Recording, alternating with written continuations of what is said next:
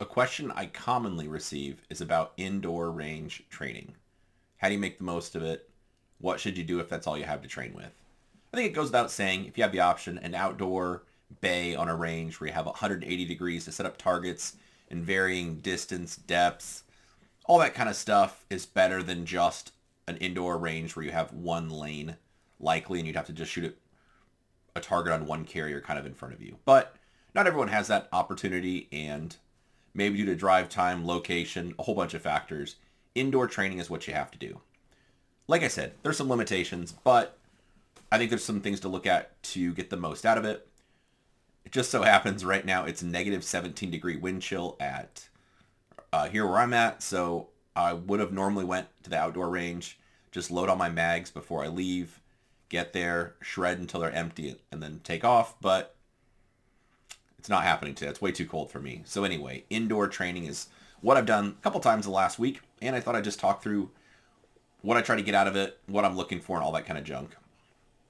First off, I treat indoor range training a lot like I treat outdoor cold range training, in the way that when I'm there, I just focus on training. I load all my magazines before I leave my house, because normally at the indoor range, you're paying by the 30 minutes or an hour or whatever, so there's no reason to waste time there loading magazines, and then you can just focus on training.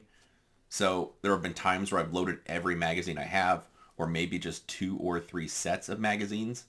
That way, you've got stuff loaded when you get there. You could just worry about the shooting. Maybe you have to switch back and forth between a couple different guns. They don't overheat, but you could just be the most efficient with your time there. So for today, I was planning on shooting carbine and handgun. For a rifle, I took 3 mags of 5.56, and I took 12 magazines, 12 pistol magazines loaded. So roughly 90 rounds of rifle and 240 rounds, give or take, of pistol. I was on the range for roughly 30 minutes or a little bit less. I went through all the ammo, got a bit out of it, and I thought it was very productive enough. I'll probably go again tomorrow and do the same thing. So, what do I do while I was there? Well, if your range allows you to take USPSA targets, that's a no-brainer. I would just take those targets. Otherwise, I haven't asked this range, but I just use the targets they have there. They have a couple different options, but what I'm looking for is just something with fist-sized targets. They're kind of cheaters because they have built-in aiming references, but just a bunch of them on the paper. So the targets I used today, I think had either, maybe it was 8, 6 or 8, I think it was 8. Basically different colors and numbers, whatever, but just fist size or a little bit bigger than fist size targets, and I just used those.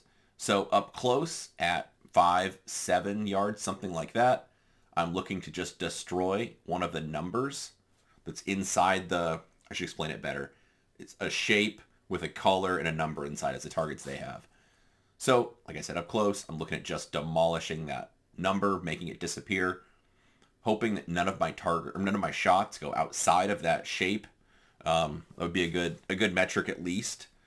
Again, looking to have the smallest group I can. For carbine stuff, I shot at 10, 15, and 20 meters, just working on doubles. So I wasn't worried about offset at all. I put my dot dead center between each pair in the center of the target I wanted to hit, and then I would fire the fast pair, go through, 4 pairs, so 8 shots, lower the gun a little bit, apply the thumb safety, relax a little bit, then bring the carbine back up to eye level, fire another pair, that kind of thing. And then I would just go till bolt lock, bring the target in, look at it, that kind of thing. So normally I would just bring the target in between magazines, look it over, and kind of just assess how it was going. So it was quite good for me, just feeling the inputs and that kind of stuff. I've been training, dry fire training with rifle and pistol at home pretty much every day, sometimes more than once a day for the last, I don't know, month, something like that. So I have a good,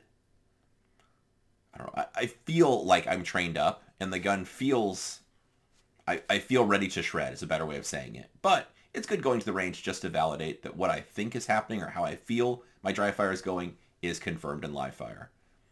Of course, dry fire is never quite the same because you don't have the gun going off and that kind of stuff. So an occasional trip to the range, especially if it's an extended period of time where you can't make it to the range because it's too cold or weather, whatever. Anyway, going to the range is a good idea just to kind of remember how the gun feels and reinforce that you are gripping the gun hard enough in dry fire, that your eyes are picking spots, you're not shoving on the gun, any of those kind of things. So anyway, that was my rifle training. Was just 3 magazines at doubles at varying distances.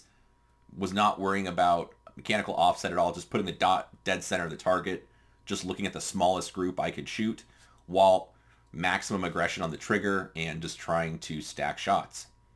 Pistol, basically the same thing. I did a little bit of 5 and 7 yard doubles, moved back to 10, and then I shot a bunch at 15. And at 15 doing doubles, just, again, it's a little bit bigger than I'm not good at measuring, but maybe a little bit bigger than a fist-sized target or something like that. And just trying to shoot doubles at 10 and 15 yards without having any go out of that circle, or if any do, opening concentrically. So it's the same stuff I'd be doing at the range normally, just looking for patterns, observing what happens. Being honest, today was quite good. I was happy with everything. So I shot the Parker Mountain Machine comped gun quite a bit. For most of today's training, I shot the regular Walther just to start out with, just to make sure I could still shred with that, and zero and that kind of junk. No issues there, so I switched to the Parker Mountain gun. Just kept stretching back the doubles, going for maximum trigger speed, trying to stack shots, make the numbers in the middle of the targets disappear, that kind of thing. And like I said, working back to maybe 15 yards, something like that. And just observing is what I think happening in dry fire, what's going on in live fire. It's like, actually today, yes, things were good. I was quite happy with the results. So then I told them at the range, like, all right, I'll probably see you tomorrow. Came back home. I'll do some dry fire training later on this afternoon. And tomorrow I'll probably be back and do roughly the same thing again. So just working on marksmanship fundamentals. Tomorrow I'll probably do some reactive shooting at different distances and some doubles again. I found it's kind of tough to do target transitions when you only have one target, unless your range allows you to use multiple carriers or something like that. Otherwise, the targets are so small, I don't know, unless you did it really close, I suppose. It wouldn't be representative of anything you'd see in practical shooting. So it makes more sense, for me anyway, just to do rapid fire shooting on one target, because doubles are working on my grip, whether it's the predictive or the reactive shooting, is really the one thing that I can't do at home in dry fire. So I'm trying to build the grip I want.